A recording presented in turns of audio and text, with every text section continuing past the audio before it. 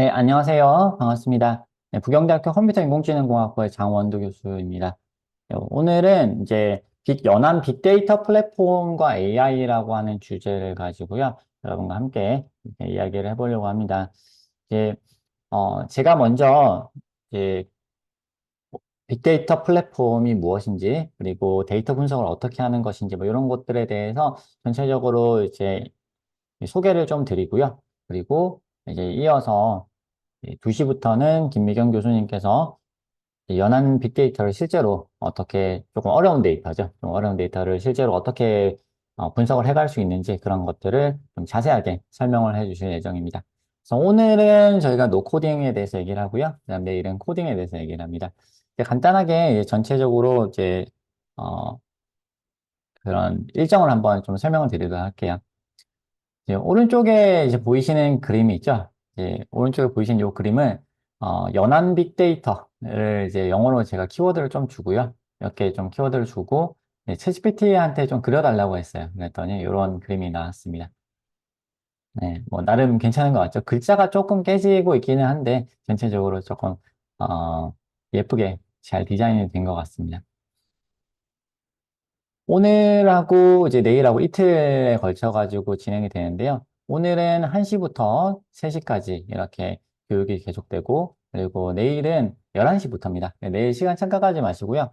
11시부터 12시까지 먼저 챗GPT를 활용하는 로우코드 데이터 분석. 네, 그러니까 내일은 이제 코딩을 하긴 해요. 오늘은 코딩을 하지 않고 전체적으로 데이터 분석을 하는 방법에 대해서 설명을 드릴 거고, 내일은 코딩 없이, 내일은 코딩을 하면서 이렇게 데이터 분석을 합니다. 그런데 먼저 이제, 챗GPT를 어떻게 활용을 할 수 있을까? 챗GPT를 쓰게 되면 우리가 일일이 다 타이핑을 안 해도 되거든요. 그래서 그런 부분에서 챗GPT를 활용을 하면 아무래도 굉장히 편리하게 할 수 있겠죠. 그래서 그런 부분들을 이제 내일 설명을 드릴 거고요. 그 다음에 내일 두 번째 시간, 이제 1시부터 점심을 드시고 나서 1시부터는 파이썬을 이제 직접 코딩을 해서 연한 데이터 어떻게 분석할 수 있는지에 대해서 또 자세하게 설명을 드리도록 하겠습니다. 그래서 오늘은 1시부터 3시까지, 내일은 11시부터 3시까지 이렇게 수업이 진행이 됩니다. 중간에 점심시간 있으니까 편하게 이렇게 들으시면 되겠습니다.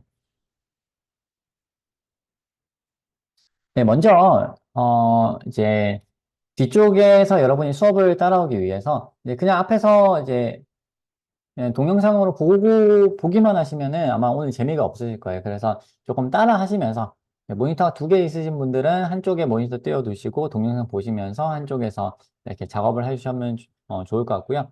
이제 모니터 한 개이신 분들은 조금 약간 분할해가지고, 그리고 혹시 가능하시면 핸드폰 등에서 이제 요 동영상 보시면서 동시에 이렇게, 어, 이렇게 오렌지로 실습을 진행을 하시면 좋겠다는 생각이 듭니다.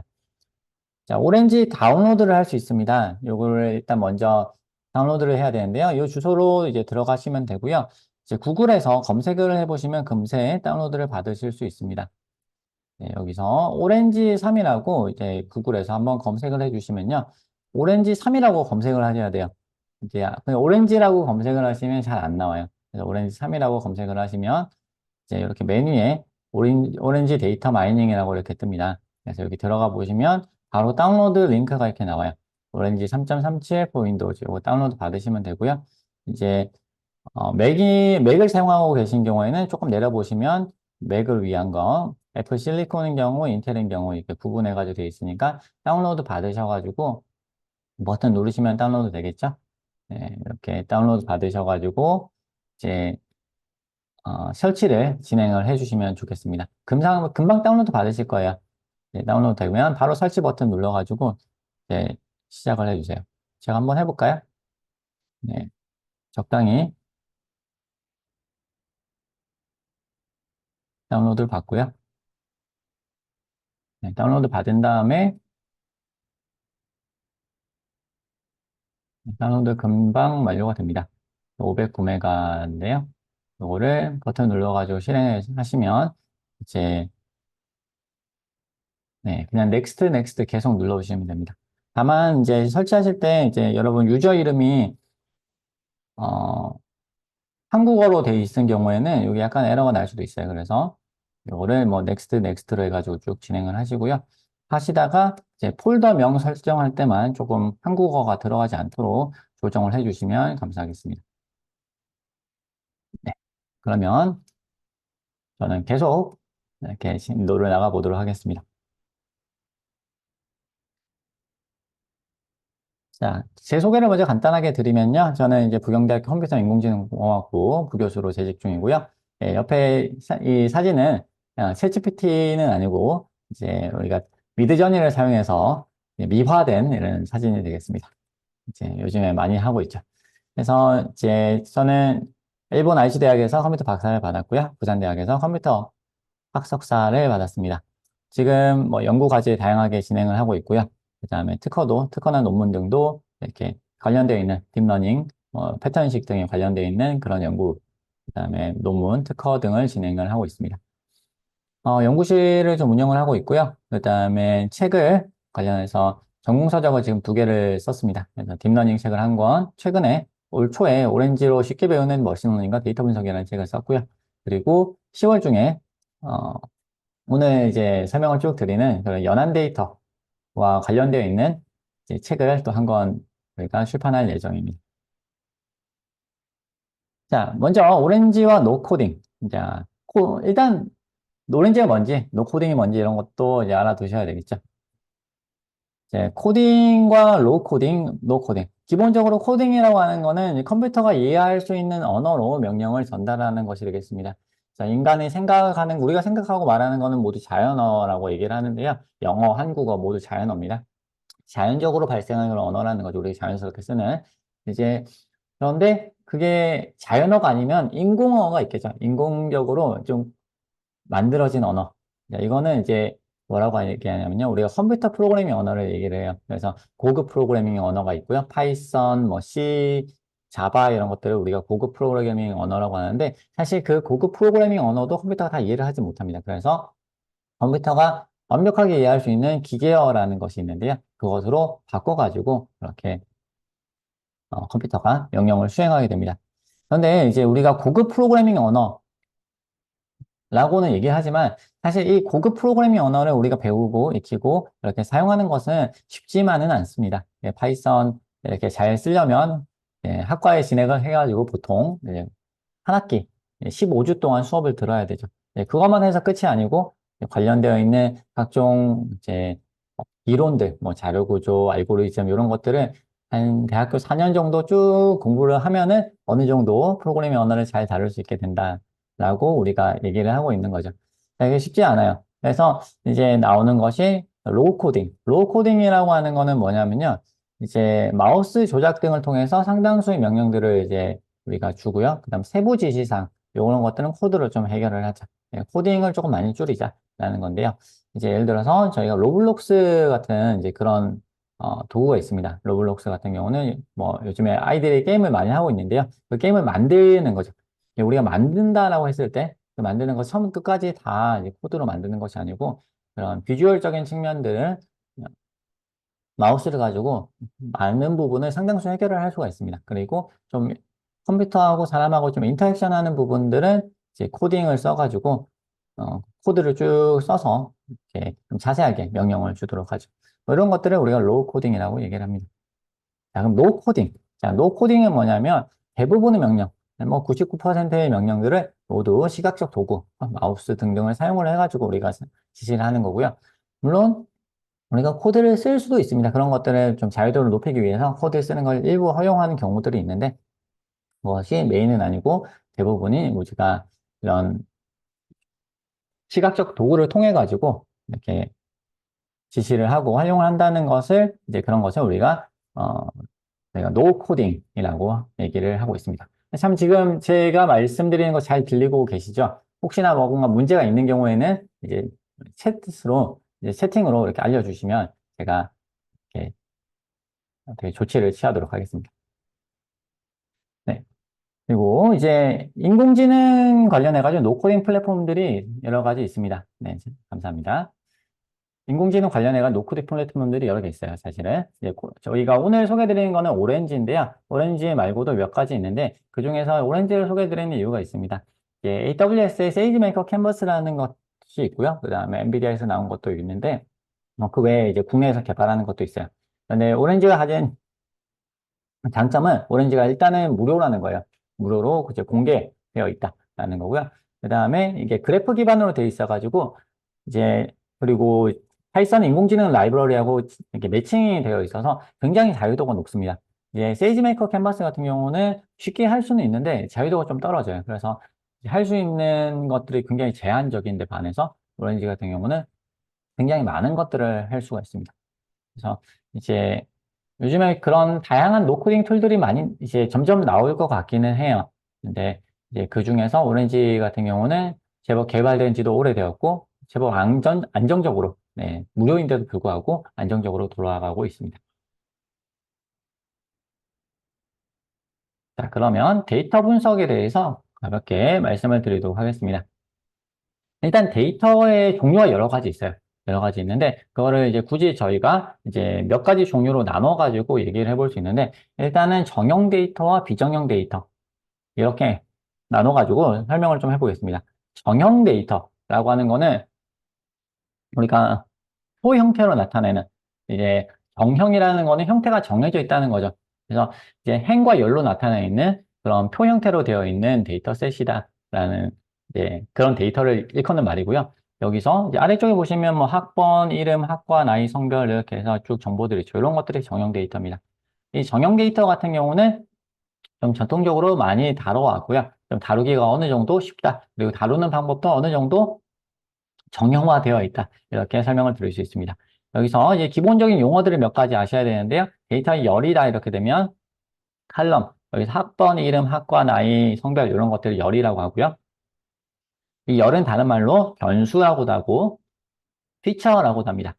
자, 그 다음에 이제 행이라고 하는 거는 데이터 속성들의 집합. 그래서 2, 3, 4, 5, 6, 김소망, 컴퓨터공학 21 여성. 자, 요게 하나 데이터 관측치죠. 그래서 우리가 이거를 관측치라고도 하고 사례라고도 하고 인스턴스 혹은 개체 등등으로 이제 우리가 얘기를 합니다. 이름이 여러 가지 있습니다. 네. 그런데 뭐 상황에 따라서 요렇게 불렀다가 저렇게 불렀다가 이렇게 하고 있습니다. 이런 행들이 쭉 모여가지고 하나의 데이터셋이 구성이 됩니다. 자, 이 정형 데이터의 경우에는 우리가 이제 여러 가지 변수로, 많은 변수들로 이루어져 있잖아요. 그래서 이 변수들이 형태가 어떤 형태를 가지고 있는가를 또 명확하게 잘 알아야 됩니다. 구분을 할 수 있어야 돼요. 그래서 먼저 범주형 데이터가 있습니다. 범주형 데이터는 명목 데이터, 이제 성별, 학과 뭐 이런 것처럼 정해져 있는 거예요. 성별은 뭐 남자, 여자 뭐 이렇게 얘기를 할 수 있고 학과, 뭐 컴퓨터공학과, 무슨 공학과, 뭐 인문학, 그죠? 영어 영문학과 뭐 이렇게 나눠지겠죠. 그래서 이런 학과들이 정해져 있어요. 개수가. 그렇죠. 그래서 어떤 대학이 있으면 그 대학에 존재하는 학과의 개수는 정해져 있단 말이죠. 그런 것들을 그 중에 하나라고 얘기를 하는 것이 우리가 범주형 데이터고요. 그 다음에 순서형 데이터, 뭐 이건 성적 A, B, C, D, E 이런 경우에는 우리가 역시 범주형이라고 얘기를 할 수도 있겠습니다. 얘기를 할 수 있습니다. 그 다음에 이제 날짜형 데이터가 있습니다. 날짜형 데이터는 연도, 월, 일, 시간 이런 것들을 우리가 나타내는 데이터를 날짜형 데이터라고 합니다. 날짜형 데이터는 보통 따로 구분을 잘 안 하는데 오렌지에서는 날짜형 데이터를 별도로 조금 잘 처리를 좀 쉽게 하기 위해서 별도로 구분을 하고 있습니다. 그 다음에 수치형 데이터가 있어요. 수치형 데이터는 불연속 데이터, 나이, 출석 횟수. 나이 같은 경우에 1살, 2살, 3살, 4살 이렇게 있죠. 이게 왜 불연속이라고 얘기를 하냐면은 1.5세, 1.7세 뭐 이렇게 잘 저희가 카운트를 하지 않기 때문에 불연속이라고 얘기를 합니다. 그 다음에 연속 데이터가 있습니다. 연속 데이터 같은 경우는 총점 65점, 77점, 77.8점 뭐 이렇게 우리 얘기를 할 수 있죠. 또는 학점들은 우리가 수치형 데이터라고 얘기를 할 수 있어요. 그 다음에 텍스트형. 텍스트형 같은 경우는 보통 우리가 자연어 처리 같은 걸 할 때 쓰기도 하고요. 그 다음에 메타데이터로서 구분을 하기 위해서 씁니다. 그래서 이렇게 아래쪽에서 보면 이름, 김소망, 이태양, 장사랑 뭐 이런 것들은 우리가 데이터 분석에 실제적으로 쓰지는 잘 않아요. 그런 경우는 많이 없는데 이런 것들은 어떤 우리가 데이터를 시각화했을 때 이 데이터가 각 데이터를 구분해야 되니까 그 구분하기 위해서 각각의 이름을 우리가 사용을 합니다. 그런 데이터를 메타데이터라고 얘기를 합니다. 자, 제가 굉장히 빠르게 지금 말씀을 드리고 있는데요. 자, 그다음 전처리로 넘어가 보도록 하겠습니다. 이제 제가 이렇게 빠르게 말씀을 드리는 이유는 뒤쪽에서 간단하게 오렌지 이걸 실습을 좀 진행을 해야 되기 때문에 그래요. 이제 먼저 제가 간단하게 오렌지의 사용법을 먼저 설명을 드릴 거고요. 그 다음에 다음 시간에는 조금 어드밴스드, 조금 고급 기능들을 이렇게 여러분이 다뤄보시게 될 겁니다. 자, 먼저 간단하게 이제 오렌지 데이터 기초 실습을 좀 진행을 해보려고 합니다. 이제 먼저 이제 시각화를 한번 해볼 텐데요. 붓꽃 데이터가 있습니다. 영어로 하면 아이리스 데이터. 요즘에 붓꽃 이러면 잘 모르고 이제 아이리스 이러면은 조금 더 익숙한 것 같아요. 영어가 더 우리에게 와닿는 것 같은데 아이리스의 종류가 굉장히 많습니다. 아이리스 종류가 굉장히 많은데 그 종류 중에서 우리가 길을 가다가 붓꽃을 봤어요. 붓꽃이다 아니다라는 거를 판단하기는 비교적 쉬운 것 같아요. 보시면 이제 붓꽃이 이제 이 사진에 지금 세 가지 종류가 나와 있는데요. 보시면 꽃잎이 한 6장 정도 이렇게 있는 것 같습니다. 볼 수 있습니다. 그런데 보시면 이게 꽃이 조금 특이하게 생겼죠. 그래서 좀 길고 얇은 꽃잎이 있고 그 다음에 좀 넓은 게 또 있어요. 이게 하나는 이제 꽃 받침이고요. 하나는 꽃잎이에요. 그래서 요거를 각각에 대해서 이제 우리가 꽃잎과 꽃받침이 뭐 이렇게 겹쳐져 있다. 진짜 붓처럼 생겼다 이렇게 되면은 우리가 붓꽃이다라고 얘기는 할 수 있겠지만 어떤 붓꽃이다라고 얘기를 하는 것은 사실 쉽지 않잖아요. 우리가 사진을 그냥 찍었을 때 이 사진을 바탕으로 이거는 부채붓꽃이야 아니면 이거는 아이리스 버지니카야 아니면 벌시칼라야 이렇게 바로 알아낼 수 있다면 좋겠죠. 네, 그런 것들을 우리가 해볼 수 있는데요. 네, 우선은 이제 그런 인공지능 관련되어 있는 것들을 우리가 지금 바로 하는 것은 아니고 지금 우선 데이터 시각화를 먼저 해보도록 하겠습니다. 예, 오렌지를 방금 다운로드 받으신 오렌지를 한번 실행을 시켜주시기 바랍니다. 네, 귀엽죠? 네, 이런 오렌지 프로그램을 실행시키시면 이런 화면이 나오게 됩니다. 네, 이 프로그램에 대해서 간단하게 먼저 설명을 좀 드리겠습니다. 자, 왼쪽 편에는 지금 위젯이라고 하는 것들이 있고요. 위젯들이 이렇게 데이터 카테고리, 트랜스폼 카테고리, 비주얼라이제이션 카테고리 등등으로 구분되어져 있습니다. 여러분은 제가 보시는 거하고 화면이 조금 다를 거예요. 저는 설치를 조금 많이 했거든요. 추가 설치를 할 수 있어요. 그래서 기본적으로 제공되는 것들이 있고 추가 설치를 해야 되는 것들이 있습니다. 우선은 기본적으로 제공되는 것들만 가지고 이렇게 알아볼 건데요. 먼저 카테고리를 클릭하시면 데이터 셋이라는 것이 있습니다. 이 위젯을 누르셔가지고 오른쪽으로 가지고 오세요. 네, 드래그 앤 드랍 가져다가 놓으시면 오른쪽에서 캔버스 이 화면을 우리가 캔버스라고 부릅니다. 캔버스 위에 데이터셋이라고 하는 위젯이 올려지게 됩니다. 이 데이터셋 위젯을 더블 클릭해 보겠습니다. 네, 그러면 이렇게 설정 화면이 나오는데요. 여기서 이제 데이터셋을 우리가 선택을 할 수 있어요. iris라고 검색을 해주시기 바랍니다. IRIS. 네. 이렇게 검색을 하시면 이렇게 iris라는 데이터셋이 나옵니다. 이거를 더블 클릭해 주세요. 아마 여러분은 왼쪽 편에 여기 동그라미가 색깔이 안 칠해져 있을 거예요. 근데 더블 클릭하시면 여기 색이 칠해집니다. 다운로드 받았다는 얘기고요. 다운로드 받으시고 그 다음에 요거를 지금 이렇게 되면 이제 데이터셋 위젯 설정이 일단 끝났는데요. 이 위젯을 가만히 보시면 동그랗게 되어 있는 이 위젯 그리고 오른편에 점선이 있는 걸 볼 수 있습니다. 이 점선이 연결선인데요. 이 연결선 위에 마우스를 올려두시고 클릭을 하신 다음에 누르신 다음에 쭉 끌어다가 오른쪽으로 놓습니다. 자, 그러면 여기다가 어떤 위젯을 연결할 수 있는지가 나오는데요. 그래서 데이터 테이블 위젯을 연결해 보시기 바랍니다. 자, 이렇게 연결이 됐어요. 이렇게 연결하실 수도 있고 왼쪽 편의 위젯 중에서 데이터셋 위젯을 그냥 클릭하시면 데이터셋 위젯이 선택이 되고 우리는 데이터 테이블을 쓸 거기 때문에 데이터 테이블 클릭하시면 데이터 테이블이 들어오게 됩니다. 그리고 이 두 개를 이렇게 마우스로 누른 다음에 끌어서 쭉 움직여서 데이터 테이블까지 끌어다 두시면 연결이 되게 됩니다.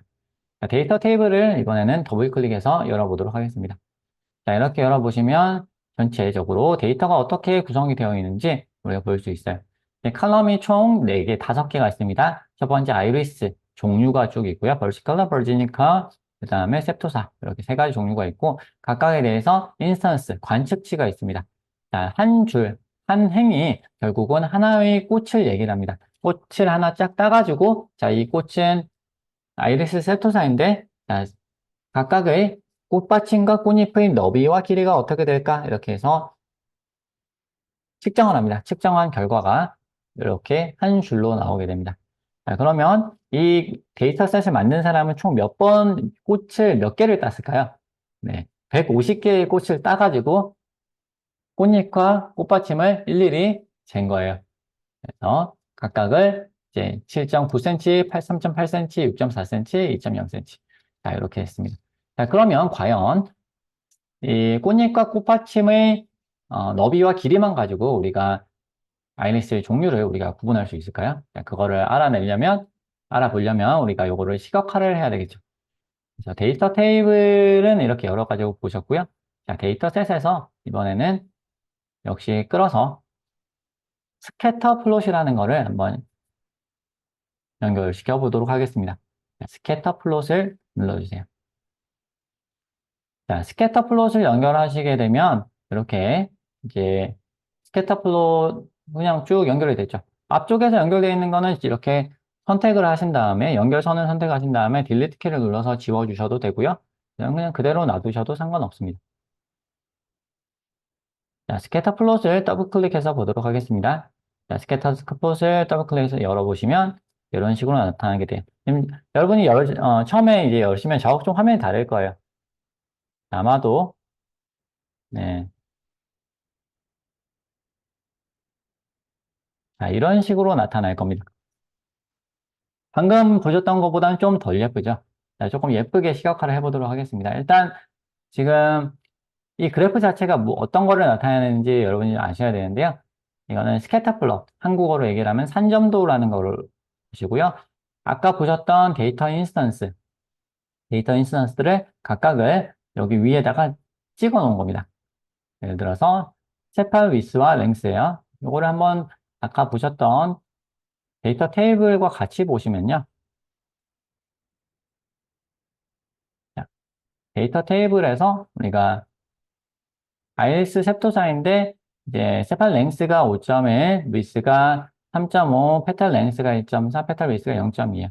이렇게 되면 지금 우리는 여기서 세팔 위스하고 페탈 랭스만 가지고 봤어요.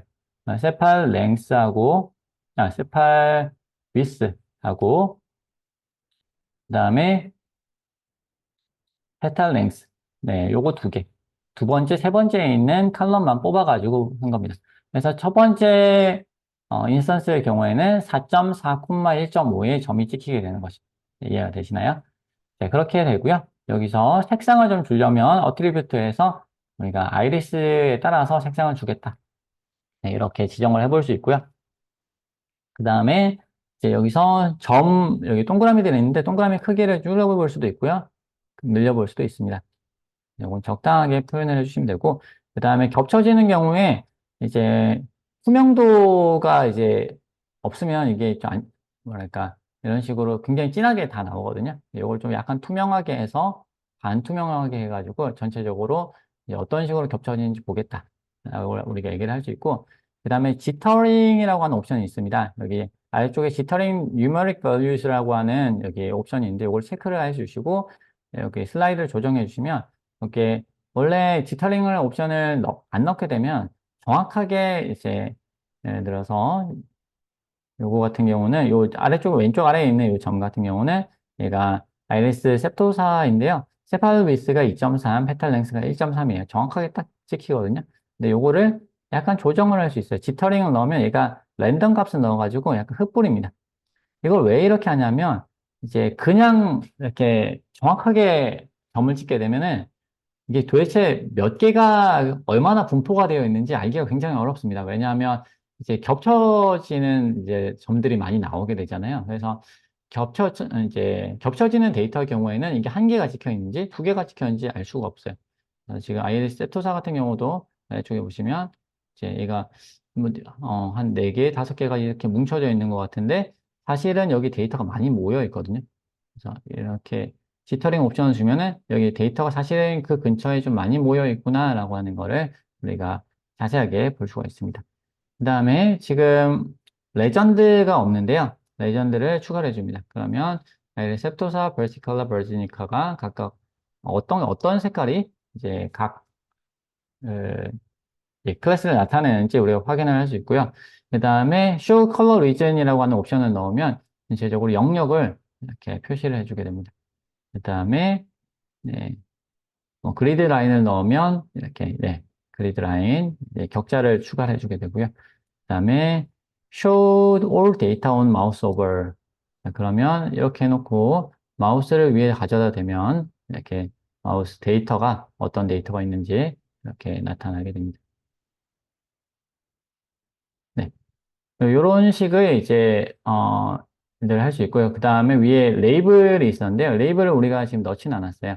네, 레이블을 넣으면 이제 각각에 대해서 뭐 이렇게 뭐가 아이리스 벌지니까 벌시칼라인지 이렇게 표시가 되는데 요거는 지금 여기에서는 큰 의미는 없습니다. 그래서 또 레이블로 가겠습니다. 네, 이런 식으로 우리가 이제 기본적인 스캐터 플롯으로 시각화를 해볼 수 있고요. 시각화하는 방법이 이것만 있는 건 아닙니다. 몇 가지 더 있습니다. 간단하게 좀 알아보도록 하겠습니다. 데이터셋에서 이제 디스트리뷰션 위젯을 한번 연결시켜 보도록 하겠습니다. 이 연결하는 거는 크게 어렵지는 않으시죠? 시각화 위젯들은 왼쪽에 있는 카테고리 중에서 비주얼라이즈라고 하는 카테고리에 다 들어 있습니다. 이렇게 되면 디스트리뷰션을 보게 되면요. 요거는 히스토그램을 그려주는 거거든요. 이제 요거를 더블 클릭해 보시면 네, 각각의 변수에 대해서 어떤 식으로 데이터들이 분포가 되어 있는지 우리가 볼 수가 있어요. 그래서 지금 요거 같은 경우는 세팔 랭스에 따라서 어떻게 데이터들이 분포가 되어 있는가 하는 것들을 보는 건데요. 그래서 아까 스캐터 플롯이 2차원상에서 보는 거였다면 요 디스트리뷰션은 1차원상에서 데이터의 분포를 본다 이렇게 보시면 되겠습니다. 지금 세팔 랭스가 6보다 작은 경우와 6보다 큰 경우 두 가지로 나눠져 있는데요. 이게 지금 빈 위스가 빈의 너비가 2로 되어 있어요. 네, 아래쪽에 보시면 빈 위스가 2로 되어 있죠. 요거를 조정을 해줄 수 있습니다. 그래서 빈 위스를 뭐 0.5 정도로 해보겠습니다. 0.25로 해볼까요? 0.25로 하면은 더 자세하게 분포를 볼 수 있어요. 네, 이렇게 보니까 세팔 랭스만 가지고도 어느 정도 차이가 나는구나. 뭔가 유의미한 차이가 있구나 하는 걸 보실 수가 있습니다. 세팔랭스의 길이가 어떤 경우에는 조금 낮고, 그죠? 뭐가 낮죠? 셉터사인 경우에는 좀 낮은 편이고, 그 다음에 벌시컬라 같은 경우는 좀 중간, 그 다음 벌지니카 같은 경우는 제일 길다. 네, 평균적으로 그렇다는 얘기죠. 네, 그리고 세팔루이스 같은 경우는 비슷해요. 비슷한데 그래도 셉토사가 조금 더 많죠. 네, 길죠. 긴 쪽이 더 많이 분포해 있고요. 그 다음에 버지니카하고 벌시칼라는 좀 비슷합니다. 비슷하게 조금 분포가 되어 있고요.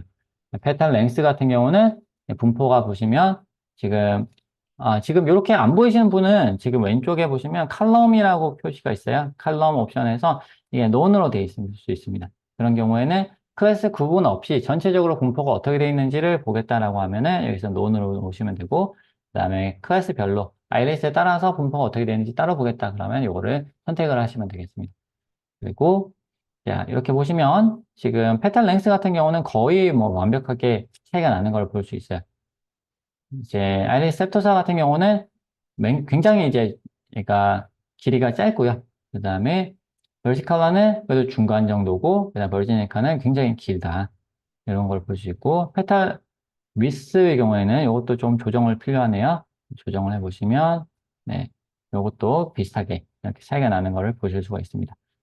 자, 여기서 이제 그 외에 뭐 확률을 보겠다. 이런 확률 옵션이 있고, 그 다음에 스택 칼럼이라고 해가지고, 그냥 쌓아가지고 보는 이런 옵션들도 있습니다. 자, 이런 것들이 디스트리뷰션입니다. 그래서 히스토그램을 사용해서 우리가 1차원상에서 이렇게 표현을 해볼 수가 있습니다. 자, 그럼 1차원도 표현을 하고 2차원도 표현을 했는데 그 외에 좀 추가적으로 우리가 해볼 수 있는 건 없을까? 자, 디스트리뷰션은 변수 한 개에 대해서만 우리가 분포를 봤죠? 스캐터 플러스 2차원상에서 변수 두 개에 대해서 봤습니다. 변수가 우리가 사실은 그런데 네 개잖아요. 특징이 네 개죠. 특징이 네 개고 클래스를 나타내는 그 타겟 변수가 또 한 개 있습니다. 이것을 좀 자세하게 좀 볼 수는 없을까? 한눈에 볼 수 없을까 해서 여러 가지 사람들이 고민을 해서 만들어 놓은 것들이 있는데요. 그래서 우선 라드비즈라는 걸 한번 보도록 하겠습니다. 왼쪽에 보시면 이제 프리비즈도 있고 리니어 프로젝션도 있고 라드비즈라는 것도 있는데 이거 세 개 다 비슷합니다. 조금씩 이제 차이는 있는데 우선 라드비즈를 가져보도록 하겠습니다. 이제 그리고 두 개를 연결해 줍니다. 자, 그래서 지금 여기서 라디비즈 같은 경우에 얘 같은 경우는 이런 식으로 어떤 식으로 분포가 되어 있는가? 라는 것을 우리가 지금 볼 수가 있게 되는데요. 여기서 지금 특징이 4개예요. 특징이 페탈 위스, 그 다음에 세팔 랭스, 페탈 위스 이렇게 4개가 있고요. 요거에 따라 가지고 얘가 지금 어떤 식으로 이걸 분포를 우리가 좀 네, 이걸 돌리다 보면 특징들을 이렇게 왼쪽 위아래로 돌리다 보면 어느 시점에서 얘가 좀 분간이 되는 그런 것들이 나올 수 있습니다. 잘 나오진 않네요, 여기서는. 근데 지금 이런 식으로 2차원상에서 이렇게 우리가 보면서 동시에 4개의 변수에 대해서 이렇게 같이 시각화해가지고 보는 방법이 있고요. 요거 외에도 그러니까 리니어 프로젝션이라고 해서 이것도 비슷합니다. 리니어 프로젝션 넣으면 네, 네, 변수를 추가해 볼 수 있습니다. 그러면은 변수의 종류에 따라 가지고 변수 4개 변수에 따라서 네, 요거를 어, 축을 따라 줘 가지고요. 이렇게 2차원상에서 여러 개의 변수를 한꺼번에 시각화해 주는 방법들이 있습니다. 네, 프리비즈도 비슷한 형태입니다. 이것도 마찬가지고요. 근데 프리비즈 같은 경우는 이렇게 축을 조금 조정을 해줄 수가 있어요.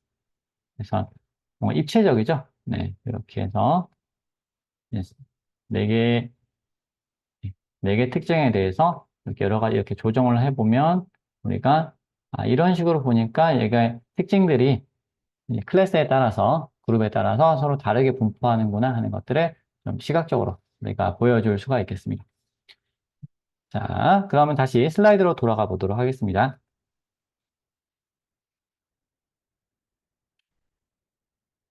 자, 이번에는 조금 더 간단한 데이터를 불러와서 살펴보도록 하겠습니다.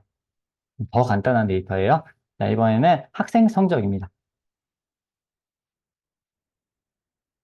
아까 만드셨던 거는 이제 저는 지우도록 하겠습니다. 비슷하게 데이터셋을 하나 더 가져오도록 하겠습니다.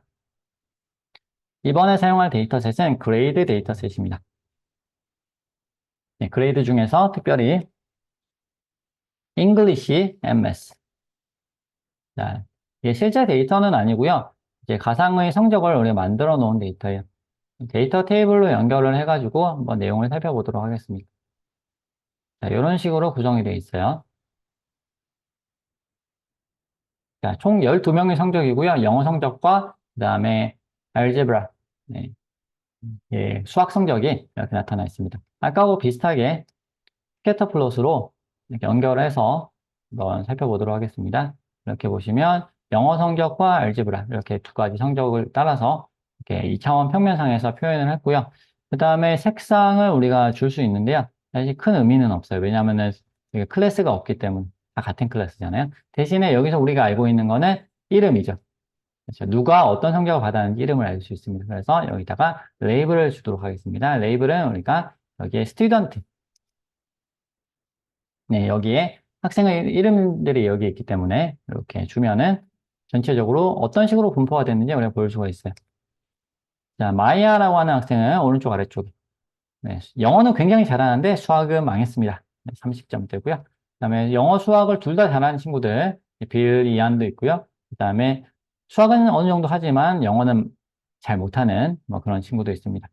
여기에 네, 넬시, 그다음에 뭐 캐서린 이런 친구들이 있죠.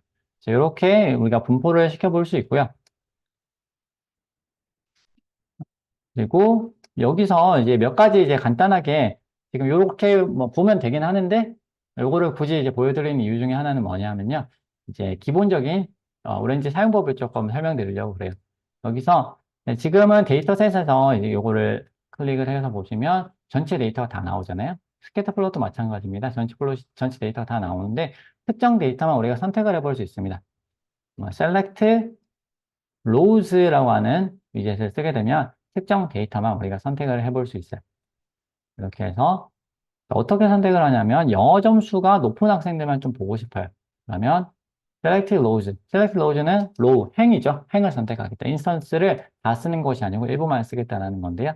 여기서 영어 점수가 50점 이상인 학생만 선택해서 시각화하고 싶어요. 라고 얘기를 할 수 있겠죠. 자, 이렇게 하시면 됩니다. 그래서 컨디션에서 영어, English is greater than 50, 50점. 이렇게 하게 되면 여기서 스캐터 플롯을 다시 연결해 보겠습니다. 자, 보시면 어떻죠? 네. 아까 이제 영어 점수가 50점 미만인 학생들은 뭐인가요? English 지금 점수가 신시아가 그렇죠. 영어 점수가 50점 이하인 학생들은 지금 다 날라갔습니다. 신시아가 지금 보시면 영어 점수가 50점이 넘었어요. 그래서 지금 점수가 낮은 것처럼 보이지만 지금 영어 점수의 최소값이 지금 50으로 고정되어 있기 때문에 50보다 큰 학생 신시아가 여기 남게 됐고요. 전체적으로 이제 50점 미만인 학생들은 다 없어졌습니다. 데이터 테이블로 보시면 좀 더 명확하게 보실 수 있을 것 같아요. 네, 데이터 테이블로 열어보시면 네, 없어졌죠? 원래 12명이 있었는데 7명밖에 남지 않았습니다. 이렇게 셀렉트 로우즈로 해서 원하는 행들을 선택하실 수가 있고요. 자, 그리고 네, 이번에는 셀렉트 칼럼이라는 게 있습니다. 셀렉트 칼럼은 열을 선택하는 거예요. 지금 보시면 이제 English, Algebra, 그다음에 스튜던트 이렇게 세 개의 피처가 있는데요. 특징과 메타 변수들이 있는데 이 중에서 나는 수학 점수를 사용하지 않을래 라고 할 수 있습니다. 그렇게 이 알지브라를 왼쪽으로 보내시면 이걸 사용하지 않게 됩니다. 이렇게 해놓고 데이터 테이블로 연결해서 열어보시면 네, 수학 점수가 사라졌어요. 네, 우리는 사실 지금 여기서 특징이 두 개밖에 없기 때문에 이제 뭐 하나를 지운다라는 것이 큰 의미는 없을 수 있지만 데이터가 굉장히 많은 경우에 그 중에서 일부분만 쓰겠다라고 하는 경우에는 우리가 원하는 특정 칼럼만 선택을 할 수가 있겠습니다. 자, 그 다음에 특징을 새로 만들 수도 있습니다. 포뮬라라고 하는 위젯인데요. 자, 왼쪽에서 트랜스폼 카테고리에 있습니다. 네, 포뮬라라고 하는 위젯입니다. 이 위젯을 이제 더블 클릭해서 열어보시면 이제 새로운 어떤 수식을 사용을 해가지고 특징을 새로 만들 수 있어요. 네, 수식이라고 해서 걱정하실 필요는 없고요. 뉴 버튼 눌러보시고 그다음 우리가 뉴메릭, 자 데이터 종류 아까 설명드렸죠. 수치형, 그다음에 카테고리컬형, 이제 범주형 뭐 이런 것들 설명드렸습니다. 네, 뉴메릭으로 선택하겠습니다. 여기서 총점이라는 걸 만들겠습니다. 자, 총점은 글자가 작은데요. 총점이라고 입력해 주시면 됩니다.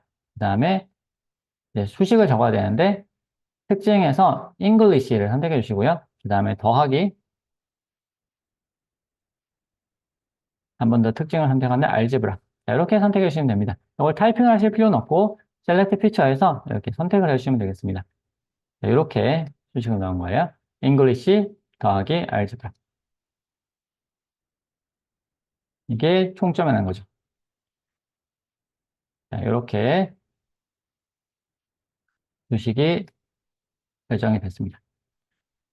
자, 아래쪽에 보시면 이렇게 나와 있죠. 총점은 English 더하기 알제브라다. 자, 그 다음에 send 버튼을 눌러주세요.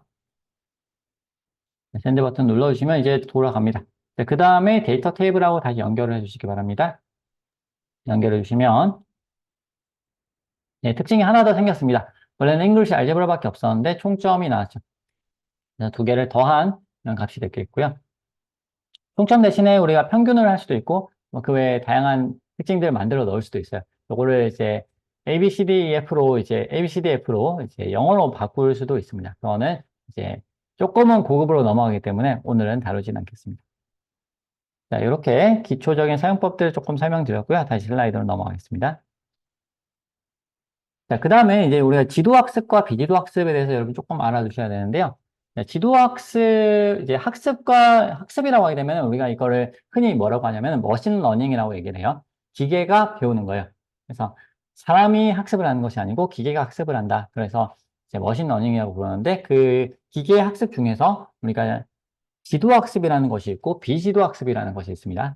지도학습이라고 하는 거는 좀 정답 데이터를 가르쳐 주고 타겟이 있는 상태에서 우리가 이제 학습을 진행하는 것을 이제 지도학습이라고 하고요. 정답이 없는 상태, 정답을 모르는 상태로 학습을 하는 것을 클러스터 혹은 언슈퍼바이즈드 러닝이라고 합니다. 비지도학습이에요. 그거는 예를 들어가지고 설명드리면, 이제 어떤 사진을 보여주면서 이게 개인지 고양이인지 맞춰라 라고 하는 거는 지도학습이에요. 이제 정답이 존재하잖아요. 그래서 이걸 학습시키기 위해서는 정답을 가르쳐 주면서 학습을 시켜야 됩니다. 그런데 비지도 학습은 어떤 경우냐면요. 유튜브에 데이터가 굉장히 많이 올라가 있어요. 그렇죠. 수백억 개일까요? 훨씬 더 많을 것 같긴 해요, 요즘에. 네, 수백억 이상, 수백억 개의 유튜브 영상이 있다라고 해보겠습니다. 그런데 문제는 각각의 영상을 비슷한 것끼리 좀 분류를 해보려고 해요. 여러분, 유튜브 영상 보면은, 하나 영상을 보게 되면은, 자, 추천 영상 해가지고 막 뜨죠.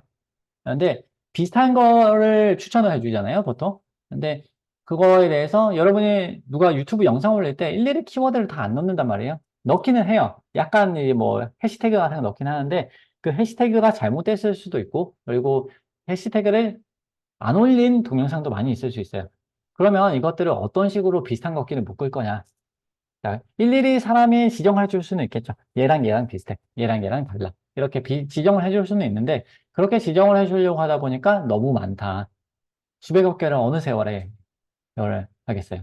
그래서 그런 경우에 우리가 할 수 있는 것들은 정답 데이터 없이 알아서 학습하는, 자, 비슷한 것끼리 학습시켜. 자, 우리가 얘기를 할 수 있습니다. 조금 더 쉽게 설명을 드리면 이제 강아지와 고양이가 있을 때 고양이 사진이 섞여 있어요. 그런데 비슷한 것끼리 묶어 보겠다. 어느 것이 강아지 사진이고 어느 것이 고양이 사진인지 중요하지 않아요. 그냥 비슷한 사진끼리 묶어 놓으면 한쪽은 고양이가 되고 한쪽은 강아지가 될 거야 라고 우리가 생각을 합니다. 네, 그래서 그런 식으로 학습을 하는 것을 우리가 비지도 학습이라고 해요.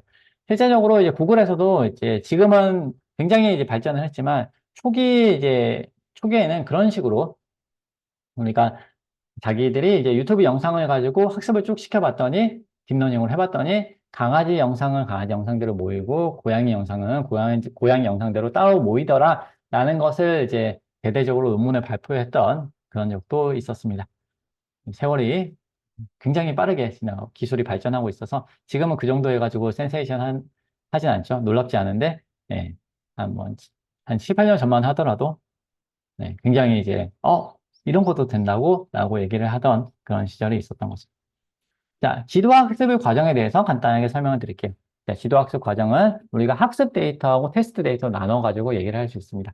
여러 장의 데이터를 반복적으로 보여주면서 고양이 사진과 개 사진의 일반적인 특징과 차이를 이해하도록 시켜요. 그리고 제대로 학습을 했는지 테스트를 해야 되겠죠. 우리도 시험 치잖아요. 비슷하게 테스트용 데이터를 따로 만들어서 시험을 칩니다. 이제 사람의 경우에는 대학교에서는 간혹 가다가 학생들이 좀 점수를 좀 잘 받도록 교수님들이 이제 좀 배려해주는 차원에서 어, 배웠던 문제를 똑같이 이제 시험 문제로 내는 경우가 있습니다. 공부를 안 하면 그것도 틀리겠죠. 하지만 컴퓨터는 기본적인 단순한 기억은 거의 완벽하다라고 우리가 생각을 하기 때문에 그렇게 단순하게 배웠던 문제를 똑같이 테스트를 하게 되면 이거를 제대로 테스트를 할 수가 없어요. 그래서 이거를 분리를 합니다. 테스트 문제는 무조건 절대적으로 학습용 데이터하고 달라야 합니다. 그래야 우리가 올바로 학습 여부를 평가를 할 수가 있어요. 자, 지도학습 과정은 그래서 주어진 데이터에 대해서 분석하고 학습하고 데이터 모델을 만들어내는 과정이고요. 그리고 이 과정이 끝나면 새로운 데이터를 주면서 데이터 모델에 넣으면서 야, 이게 뭐니? 라고 물어보는 과정이 바로 테스트 과정이 되겠습니다. 그래서 아까 말씀드렸던 대로 인공지능 학습은 배우지 않은 새로운 데이터를 사용해서 테스트하는 일반화 과정을 우리가 얘기를 하게 됩니다. 자, 그럼 이번에는 타이타닉 데이터라고 하는 데이터를 가지고요. 이제 간단하게 지도 학습을 한번 해보도록 하겠습니다. 타이타닉 데이터는 잘 아시다시피 이제 예전에 타이타닉호 이제 침몰했던 그 타이타닉호에 탑승했던 탑승객들의 정보를 우리가 가지고 있습니다. 이 정보를 바탕으로 이 사람이 생존을 했을지 사망을 했을지 그것을 이제 예측해보자. 과연 예측할 수 있을까? 이렇게 해서 타이타닉 문제가 이렇게 만들어졌고요. 그걸 가지고 뭐 다양한 그런 테스트들이 일어나고 있습니다. 자, 기본적으로 이제 원래 데이터는 조금 복잡해요. 원래 데이터는 이제 뭐 패신저, 서바이브드, 피 클래스, 네임, 뭐 성별, 나이, 그다음 뭐 부모님, 뭐 이런 등등의 정보들이 잔뜩 있는데 요것을 이제 오렌지에서 좀 정리를 해가지고 이렇게 몇 가지로 특징들을 모아놨어요. 그래서 서바이브드 했는가, 아닌가, yes or no. 다음 스테이터스. 1등석이냐, 2등석이냐, 3등석 티켓을 가지고 있느냐. 그리고 혹은, 어, 선원이냐. 자, 여기까지 정보가 있고요. 그 다음에 나이. 어른이냐, 어린이냐, 남자냐, 여자냐. 이렇게 나눠놨습니다. 이제, 그러면 한번 좀 전체적으로 한번 살펴보도록 하겠습니다. 오렌지를 다시 한번 열어주시고요. 데이터셋에서요. 데이터셋에서 타이타닉. 네, TIT 입력하시면 이렇게 나오게 됩니다. 더블 클릭해 주시면 데이터를 다운로드 받아요. 그래서 데이터 테이블로 열어주시면 이렇게 데이터가 있고요. 우리가 간단하게 시각화를 해볼 수 있습니다. 디스트리뷰션. 이렇게 보시면 이제 성별에 따라서 이제 보시면 생존 여부가 이제 남성이 훨씬 많이 탔죠. 훨씬 많이 타고 있는데 생존한 숫자는 남성과 여성이 비슷합니다. 그래서 생존율로 보게 되면은 여성이 굉장히 높다. 이렇게 얘기를 할 수 있고요. 자, 어린이와 어른의 경우에도 이제 굉장히 이제 어린이가 훨씬 적죠. 어른이 훨씬 많은데 그 많음에도 불구하고 그냥 구조된 비율 자체는 어린이의 경우가 훨씬 높다. 이렇게 우리가 볼 수가 있습니다. 자, 이런 특징들이 있고요. 그래서 이걸 바탕으로 우리가 과연 예측을 제대로 할 수 있을까 살펴보겠습니다.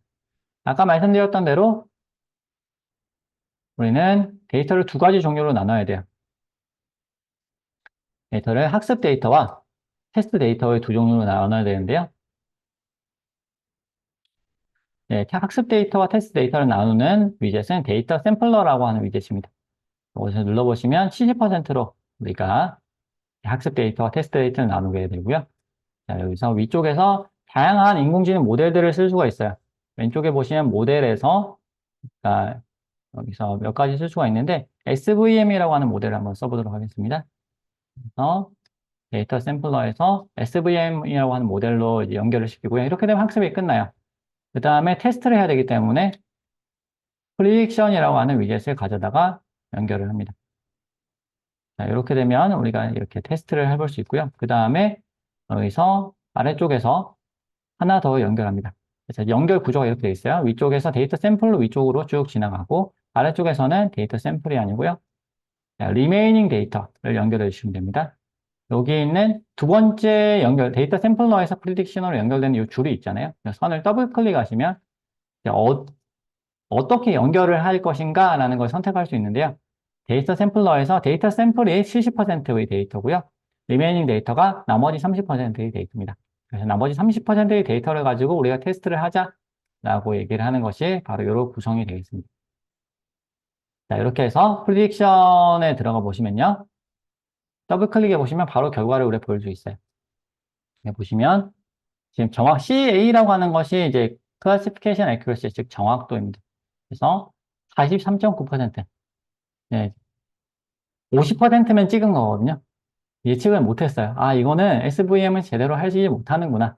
라는 거를 우리가 알 수 있습니다. 그럼 다른 모델 한번 가져와 보겠습니다. 이번에는 로지스틱 회계라는 모델이 있어요. 네, 로지스틱 회계라는 모델을 가져와서 이렇게 연결을 시켜보도록 하겠습니다. 이렇게 연결을 시켜주시면 네, 두 개가 연결되어 있죠? 둘 중에 누가 더 잘했을까 비교해 볼 수 있습니다. 프리딕션 더블 클릭해 주시면요. 자, 로지스틱 회계 같은 경우에는 78.5%, 네, 훨씬 높아졌네요. 그래서 78.5% 정도의 정확도로 이거를 생존 여부를 예측할 수가 있었습니다. 그 외에도 다양한 모델들이 있는데요. 그것들은 이제 다 저희가 이번 시간에 다룰 수는 없기 때문에 우선은 이제 이렇게 두 가지만 가지고 이렇게 다루어 보았습니다. 이제 긴 시간 좀 수고 많으셨고요. 여러 가지 이제 오렌지에 대해서 이미 알고 계셨던 분도 계실 거고 이제 그다음 데이터 분석에 대해서 어느 정도 알고 계셨던 분도 계실 것 같은데 또 처음 이런 것들 접하신 분들의 경우에는 좀 어색하셨을 수도 있을 것 같습니다. 오늘 이제 촬영한 영상은 이제 특별한 일이 없으면 이제 유튜브에 공유가 될 텐데요. 이제 올려드리는 영상을 나중에 또 보시면서 천천히 한번 따라해 보시면 도움이 될 거라고 생각합니다. 이거는 조금 이렇게 넘어가고요.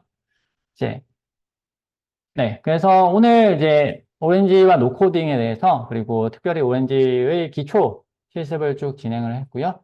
그 다음에 잠시 뒤에 네, 잠깐 한 9분 정도 쉬었다가, 10분 정도 쉬었다가요. 2시 정각에 두 번째 실습을 진행을 해보도록 하겠습니다. 두 번째는 실습만으로 쭉 진행을 하거든요. 전체적으로 재밌게 이렇게 따라오실 수 있을 거로 생각을 합니다. 네, 긴 시간 경청해 주셔서 감사합니다. 잠시 뒤에 뵙겠습니다.